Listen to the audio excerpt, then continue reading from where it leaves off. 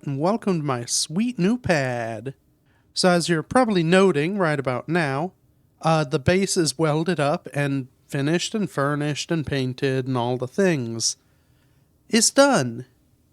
And I decided to do all this off camera because I think it was like 4 hours of welding and painting and a bunch of trips mining that were completely uneventful and would have been cut anyway.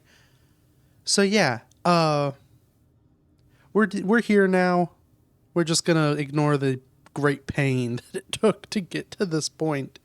Because honestly, this looks pretty sweet. And I guess the first thing, because I didn't change my hotbar, so I've outed myself, I did have to add one mod, specifically with the painting of the floor under other blocks. I think these are actually... No, these may cause an issue. So, this is the paint gun mod, this thing I'm holding. If I... We'll just do some damage real quick. So, if I look at a block, I can look at it, it sort of highlights that block, and I can paint it and change the color. I can change it back. Super handy for, say, example, you have a block that doesn't fully cover the block below it, so you can see the block below it, but the collisions of this block, which, what am I doing with my hand? Just noticed that, sorry. Yeah, this block could potentially block my painting that block. And you'd have to grind stuff down and re-weld, and it's a pain in the butt. So I installed a mod. Anyway, all that out of the way, you've probably noticed, I'll kind of step back into the corner, very open floor plan for starters. It's basically like a big studio apartment, as you'd call it. We'll start with the sort of bed nook, and I guess we'll start by glancing down. Oh, this is actually the first time I've looked down into this window since everything's been like painted. That's pretty sweet. That looks good. But yeah, so finished and painted garage.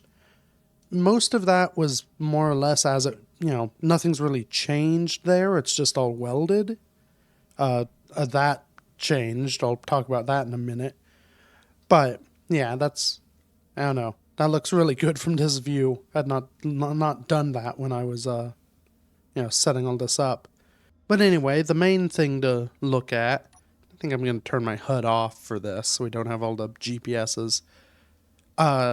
First area, I've got my little sort of bedroom nook, which is kind of tiny compared to the rest of the building, but I don't know, this is like one of those apartments in a big city where it's really like predominantly for entertaining. You may not actually even live there, but you want to have a little bed in case you get too blackout drunk to drive home. So that's sort of what this is.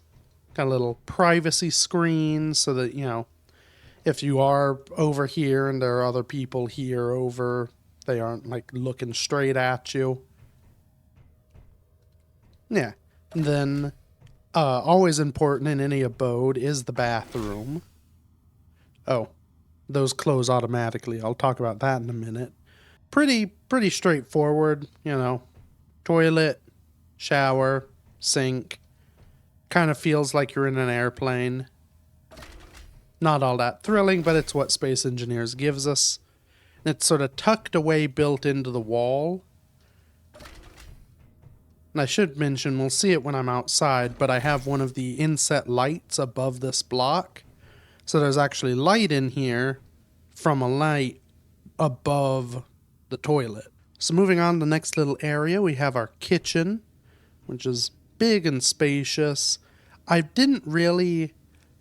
like a lot of the inset, like kitchen blocks especially, but a lot of those decorative blocks are awesome.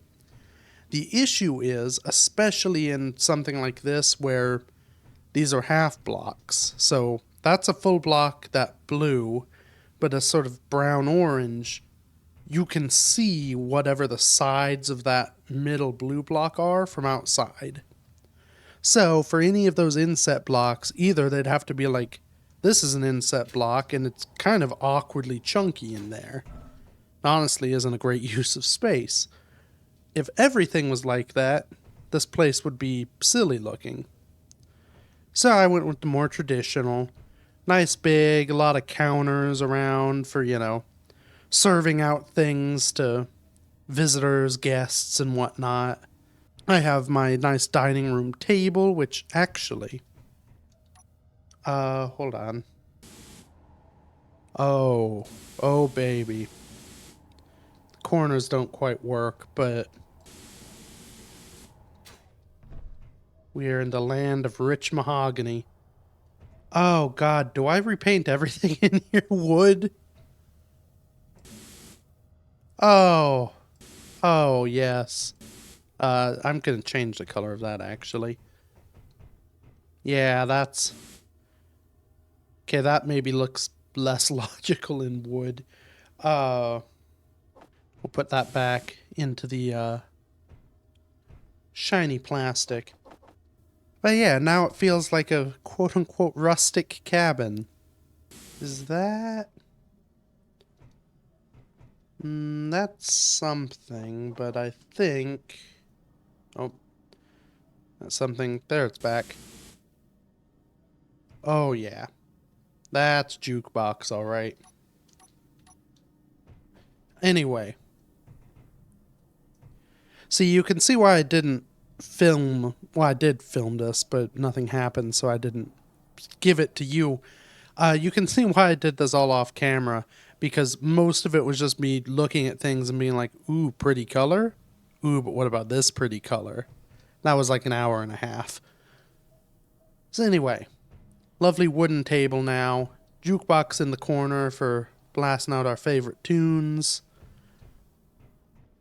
We have a lovely little like sitting nook separated from the dining area with these planters. You can still like, if you needed to, you could talk to someone over there. But it's, isolated in a way. Then a big old TV so we can ignore the giant picturesque window to our left.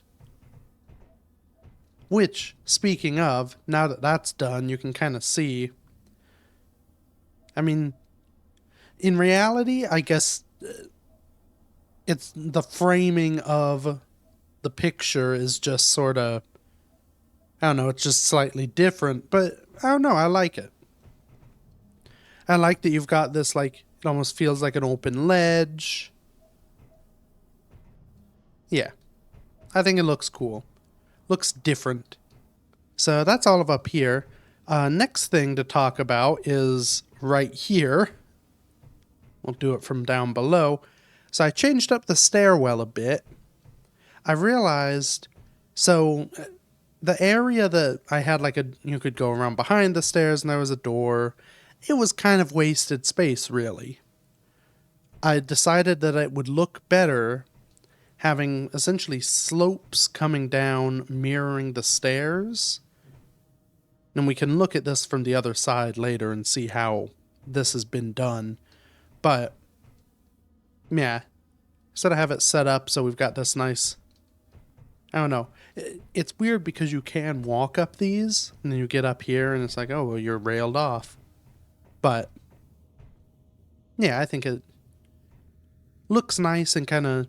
it gives me more room behind this, which I've made use of, and it kind of improves... it makes this area feel less like just wasted empty space. So then let's go into the sort of interior, the more industrial section, if you will. Got a big cargo container with easy access there. Medical bay right here. This I'm actually going to get rid of. So I was messing around with having a bunch of event controllers on a separate thing. And I probably should have, because I ended up using more event controllers. But I stuck them over here in my little computer nook, which is what I stuck under the stairs. But something I noticed when doing these, look at these little guys. These are, they were just, I guess, added in an update. I didn't know about them. So those are the console modules, which are one of the DLC, I think the Signals DLC. And I'm pretty sure when they first released, they were only large grid. But I'm guessing with the Contact update, and their push for like, oh, we want everyone to build only small ships now. They wanted to give you these sort of decorative options in small ships. And I think it's pretty great. Several of them are just decorative or filler corner bits, which is fine.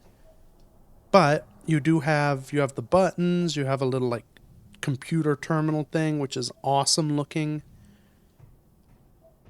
Yeah, I think this will add a lot of fun detailing ability in ships. But yeah, I don't want him here. I just left him here so I could talk about that. Anyway, moving on to the computer nook.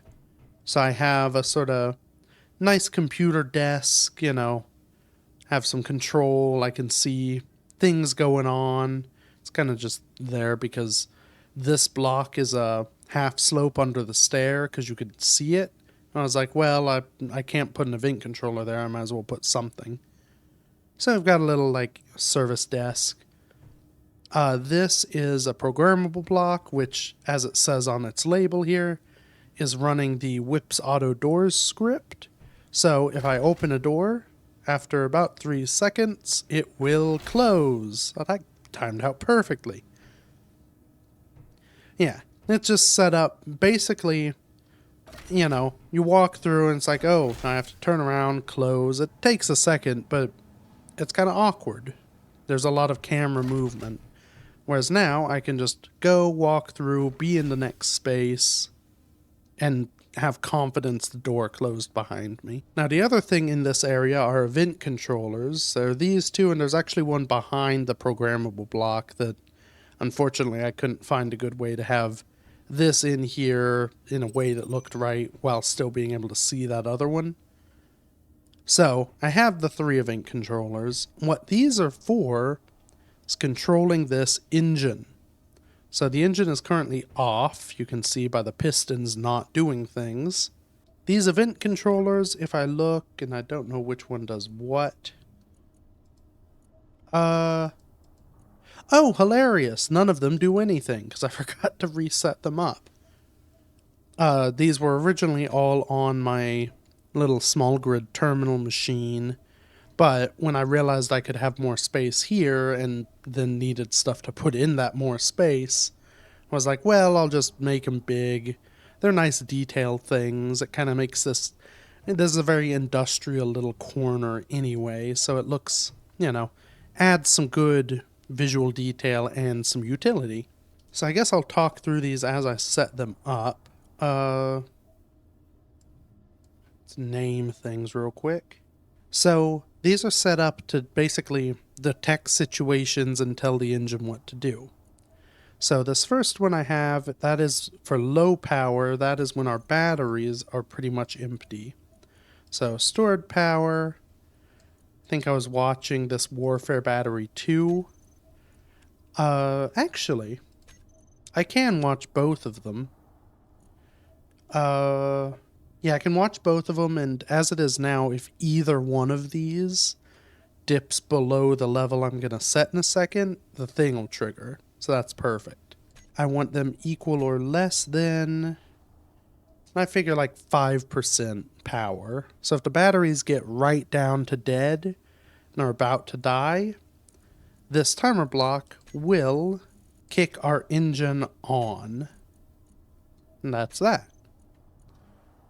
Now the engine is running if the batteries get low, but I don't want the engine to just run forever, so I have 2 different situations where I need to turn it off. First is the sort of logical one, when the batteries are full. So it'll watch stored power, and if they're equal or greater than 50%, which seems like a reasonable amount, they will turn the engine off. Now the other situation I may run into is if I run out of fuel or low on fuel, because I don't really want to run myself completely out of hydrogen. So this one will be watching, where is a gas tank filled? And if it gets equal or less than 5% again on our small hydrogen tank, that will turn the engine off. So my thinking here, this preserves at least 5% of the hydrogen in that tank, and because of how hydrogen engines work, all of the fuel in the hydrogen engine will still be in there.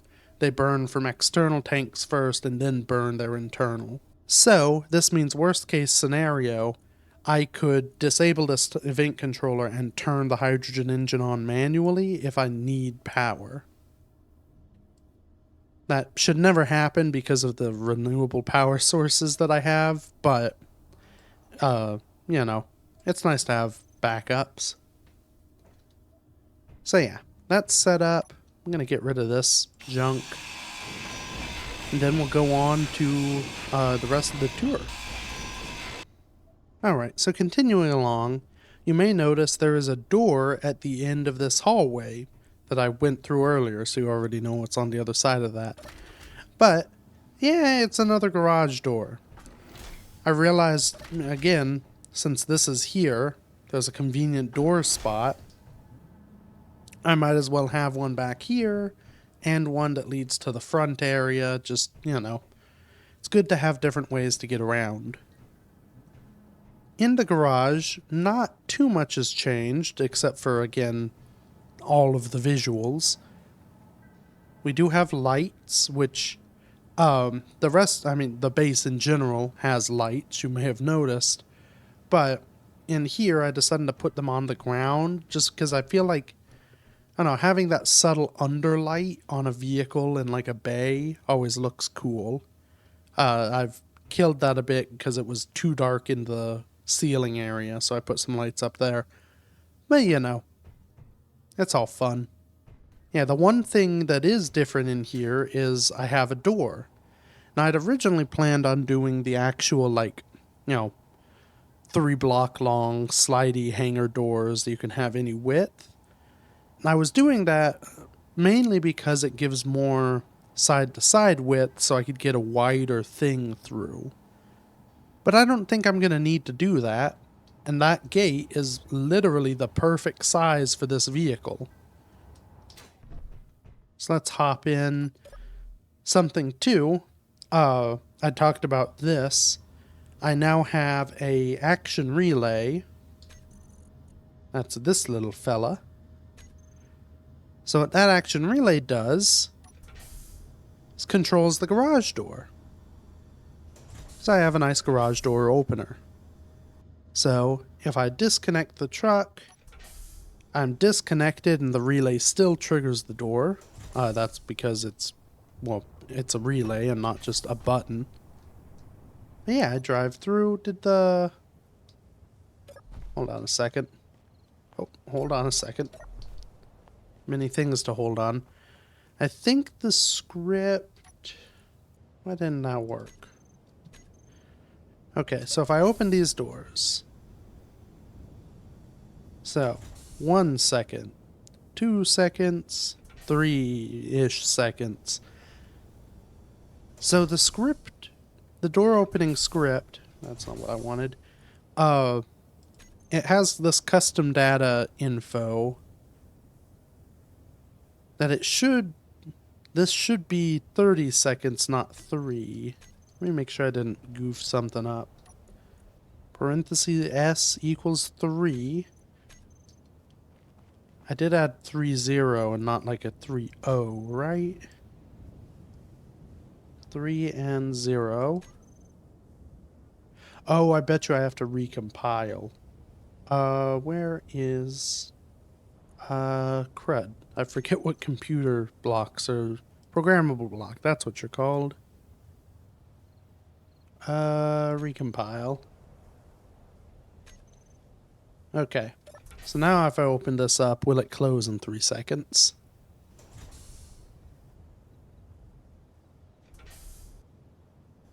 Yes. Well, that's not very great. Okay. Oh. Maybe I have to set this... programming. And recompile the thingy. I don't know if this is important, but I'm gonna do it anyway. Will you stay open?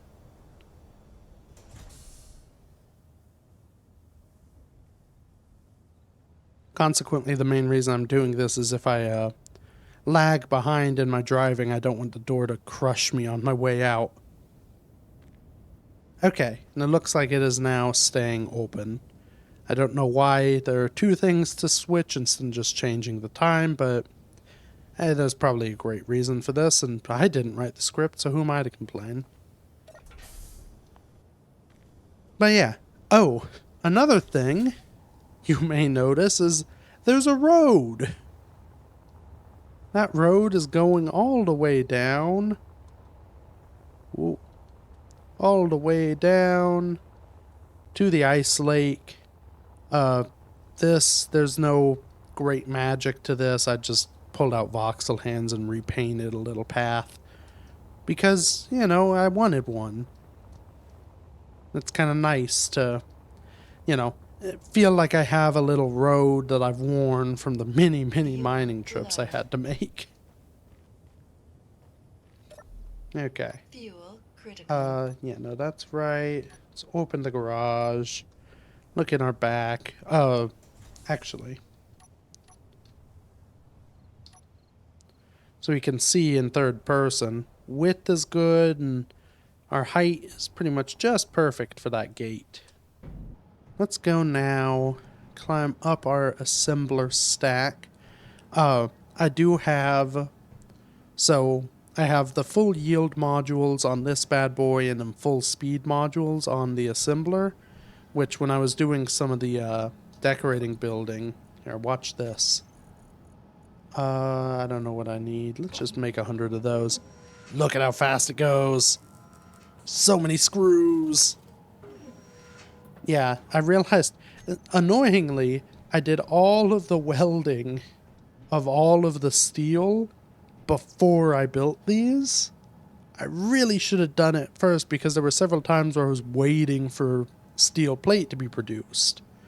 So I'm just sitting around waiting when I could have been doing rapid fire steel plate production. But anyway, I think this door existed last episode. I can't remember. This is my little access door to the catwalk going out to my wind tower. So we can walk all the way along it. We can look back at some of the other... There are some other things. Look at those other things. But I decided it would be nice to have some, you know, human size... Well, not, I guess it's all human size, but... have access to the roof that didn't involve a jetpack. So I have a ladder. It goes all the way in the ground. Stops at this level. Then we can carry right on up to the rooftop. So up here, we have, this is the action relay on the base. So I don't think I've actually used action relays before in a series, or at least not a ton. Basically what these do, so you have your action relay. Your action relay has a channel you set it to. Any other action relay that's within antenna range, at least I think it's within antenna range, I don't really know. You have another action relay. If it's set to the same channel and you send a signal, any receiving action relay will do an action based on that. So this relay is set up to control the garage door. So it opens or closes it based on the signal. The action relay in the truck doesn't have an action assigned to it, but it has the channel 55 set, and then it sends a signal. So that's the basic rundown on those that you can easily tell that I had to chop apart because I can't say it all very well in one go, and I have a bunch of moving stuff and the lights leaving. Anyway, last thing up here that you saw dancing about as I rambled, we have our antenna. So I decided I think I decided this very early on, I wanted an antenna dish. I wanted to have it move around just because I think it looks neat. And if we kind of zoom way back, there's some detailing work too. If we zoom way back, you can see like it changes the balance of the base, makes it look a little off, you know, a little asymmetrical. Very interesting. And there's movement going on. that space behind the med bay, I put 2 timer blocks in there that are set up to trigger the movement every so often. There are 2 of them, so it's sort of semi-randomized when things happen. So yeah, that is our lovely little base. Now that we have this lovely base built and ready to be enjoyed, it's time to leave. So, I was thinking about sort of the situation here, and as much fun as checking out these, little ground installations is, for the distance I've traveled, there's only the 2 of them I've found, and they're both normal people. I mean, those are military people, but they aren't the Factorum folk. They aren't the Prototech people. That's who I want to find. Those people, I'm pretty sure, only exist in space. They are there, and over there, wherever that is. So, my best bet for getting to them in a timely manner is to leave this as sort of a nice vacation home, then blast off to space, build my vast battle empire up there, so that I can go and check these things out. Now to do that, and at least initially, I'm going to want fuel. Fuel is going to be in the form of hydrogen. Hence why we are here next to this ice lake. So my plan, I am going to build a fuel sort of, at least ice gathering and probably refining station down there on the ice. I'm going to build a big old pipeline coming from that up the hill to the base here. Because I built this nice pretty base, and it would seem a waste not to have this be the place I come to. Maybe out the back here I build a little landing pad and maybe a couple bigger tanks for storage. So yeah, that is my plan. Now to do that, I'm actually going to start at this end. So I think my best bet for this fuel line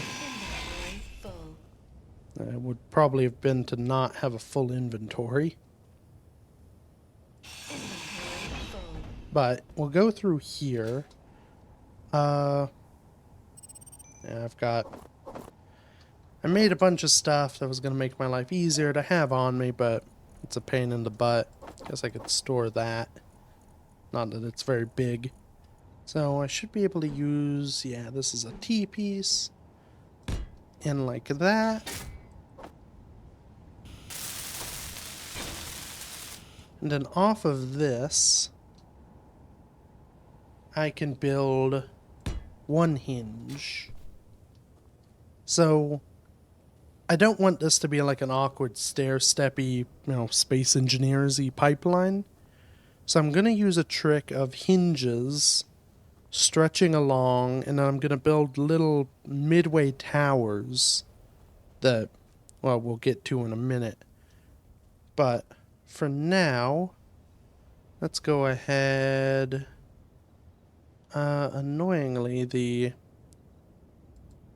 hinge lock control is no longer on the round thing for me. So I'll just lock it like that so that I don't have to worry about droopage. Then we've run out of interior plate. Oops. So I realized as I was doing this, I don't need the hinge here yet because this part's pretty flat. So we'll do a line of 10. Pick up these bits I dropped. Okay. So a line of 10. First hinge will be here. And I do probably need to build this. I'm going to use the truck for some of this. Because I can... Oh, it's already got stuff in it. This is an issue I tried to fix with a sorter, but annoyingly, I was hoping a sorter could be set up to like only allow stuff one direction. It's not how sorters work. So let's go ahead and empty this truck. And then we'll fill it up with all the bits that we want. I think that's a bunch of hinge parts. So we'll just drive along. This way we don't have to make quite so many trips back and we can get everything placed out. So this is our first bent section. I only need it to come down a little bit.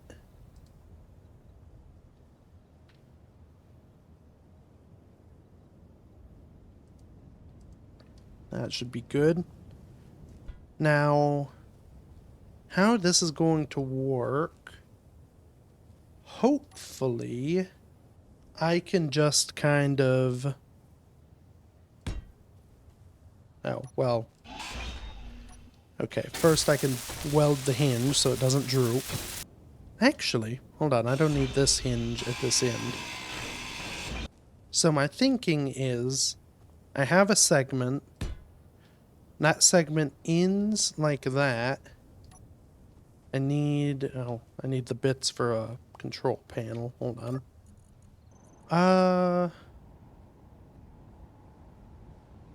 Dang. Okay. Cannot convert to station at the moment. Let's see. My hope is that I can convert this into a static grid that's at a different angle than the other thing. Well, than the building. Now, I've not tested this before, because that would have been smart. Where is share inertia tensor? My hope is that provides enough stability. In theory, I can just... Yes. Maybe no.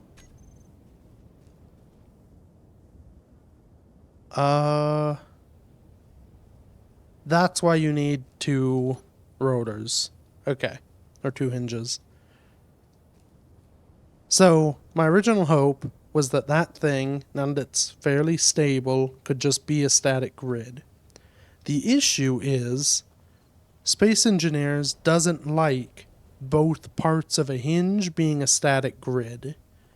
As they are now, because they're sort of separate, their bounding boxes mean that they can sort of float inside each other, and everything's good. The minute that these both become static, it sees this as 2 blocks in the same space and blows up, or doesn't let you trigger, as this case was. So I do need my intermediate sections to be floating, but they can have some stability with these tower things in the middle. I just have to do the 2 hinge setup I was planning on doing already.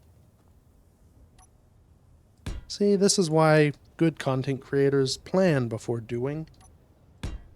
Now I have that. It is a station. So now because that is a station, I can just build it into the ground. And then we continue on with another hinge and 10 more conveyors. So my plan is to just kind of keep doing this, adjusting my angle down slowly as I go. Now this is obviously a, resource-intensive endeavor. But, well, I don't know. In reality, it's probably no better than just having a separate base down there. But I like it. It makes it feel like I, did something intelligent instead of just building in a pretty spot that is not useful.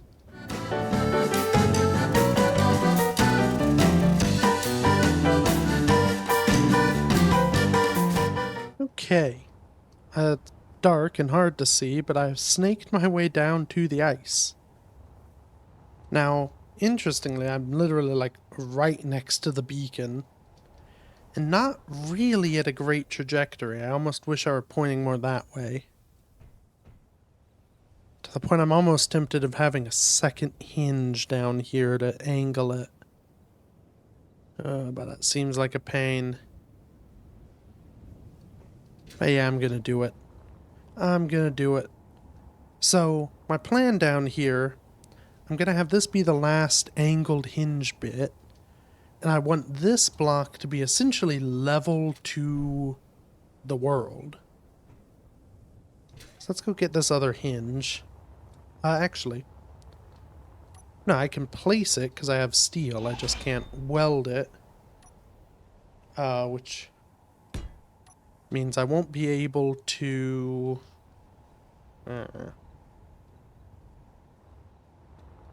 Well, anyway, I can level this off, or attempt to.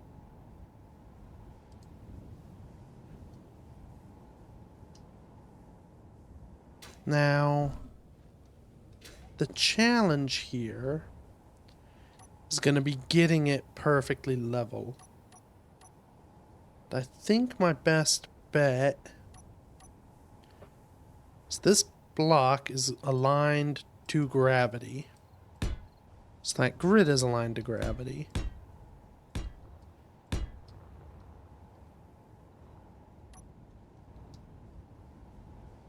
Actually,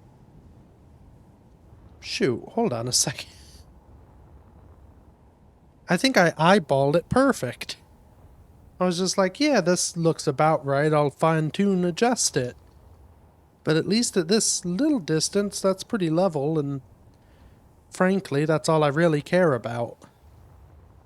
It's not like this is going to be... Really, it's just going to be a drill rig and some O282 gens. It's going to be a big block, so... I don't think I'm going to be spending much time making sure it's perfectly level to ground. Well, okay, that's convenient. Next step.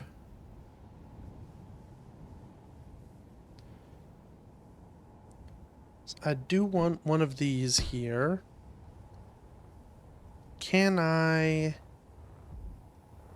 No, I'm not going to be able to push it. But I can... Uh-oh. Oh, that's not good. I may have to... I have a long walk ahead of me. But I should be able to...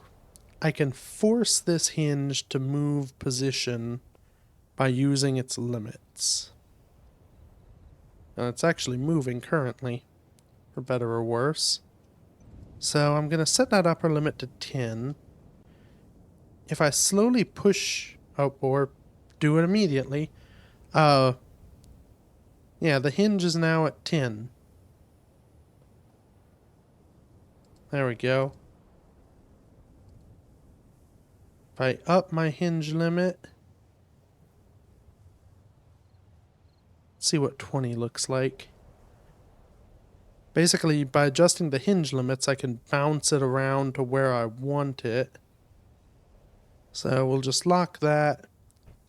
Hopefully that's stable enough that I can use my trick that I forgot. Right, I'll be back. Okay. Converted to station. I'll just leave that there. Oh, and I'm out of steel plates. Well, as I fly along, you can kind of see the snaky nature of this thing. It actually wasn't as difficult as I was afraid it might have been. This whole convert to station trick really makes things easy. Now, I don't think this works on servers, because I don't think you have the option to convert things to station on a server, but maybe you do. There are other ways to cheese this into happening. They're just trickier and involve a bunch of extra blocks. But if you're just doing normal vanilla survival or have control of the world to enable convert to station as an option, that works pretty well. Yeah, looks like sun is shining. A nice little nap. Let's go look at this pipeline in the daytime. I want to figure out just how many pipes I need. So if we kind of get a bird's eye view, Coming through the trees. That's a lot of pipe.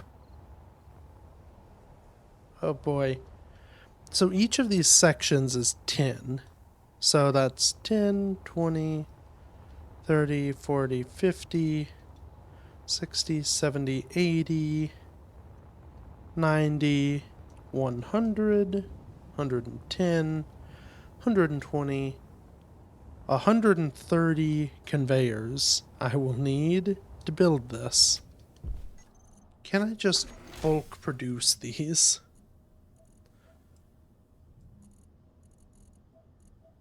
So if I just hit, like, click on this, it'll produce the parts for one conveyor.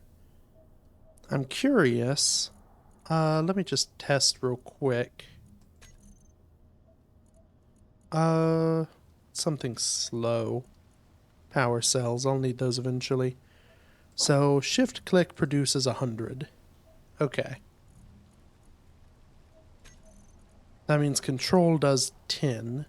So if I do, yep, 100, and 3 more 10s, that's 130. That is quite a few parts.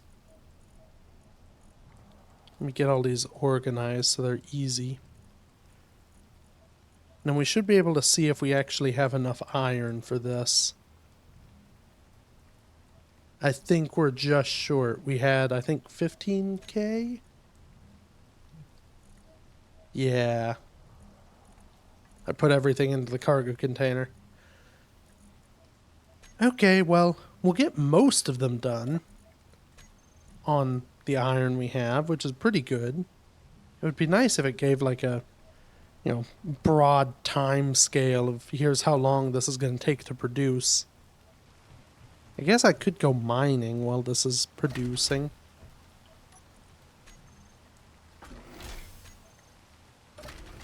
Yeah, why not? Do a mined load and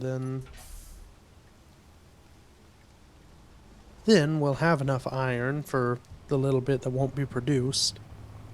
And for all the other stuff we're going to need for, well, all of the O2H2 gens and tanks for fuel storage. Yeah, the iron mine has, it doesn't look necessarily like it's progressed, but it's definitely progressed. Like I said, maybe it doesn't look like it's progressed to me because I've seen it happen.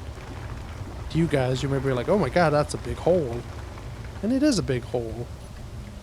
Because most of the iron is now in my house. And it's kind of cool seeing the pipe chain just kind of draped over the landscape over there. I'm starting to make my mark in the environment.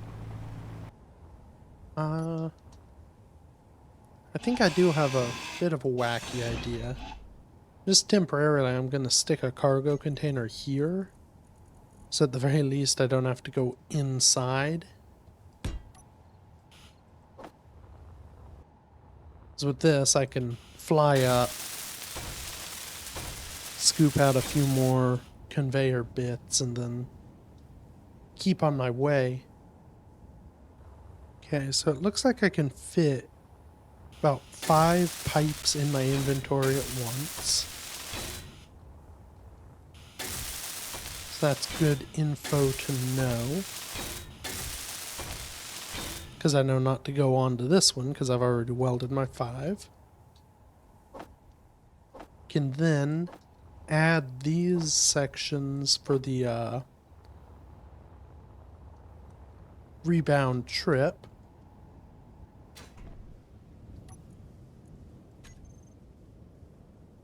It's a little more effort, but that way, hopefully when I reach the end, everything will just be done.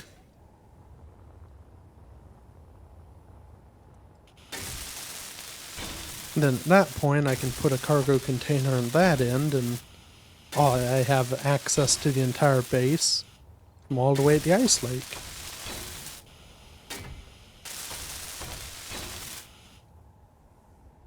And I guess too, if I feel like my power situation is starting to turn south, I could always stick a bunch of wind turbines on these things. Like build up a few blocks and then have a wind turbine. Basically a little row of them.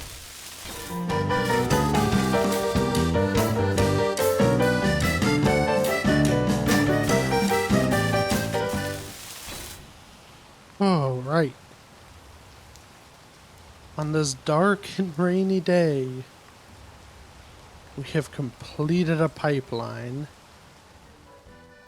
And with that pipeline, I think I'm going to call today's episode. I did a whole bunch of welding earlier so that I wouldn't have to do it on camera. Guess what I did today? A whole bunch more welding. But unfortunately, that's what you have to do for these mega projects, so, it's just life, I suppose. But we're making good progress. Hopefully next week we will be able to get a ice mining facility up and running, and hopefully at least start some sort of interplanetary shuttlecraft. I guess probably not interplanetary, but extraplanetary to this planet. Something go to space. We're going to space. Thank you everybody so much for watching. Feel free to check out any of the other stuff I've done. Subscribe if you want to see more. Do all the bell dingling and, YouTube stuff, algorithms. Yeah, until next week. Bye-bye.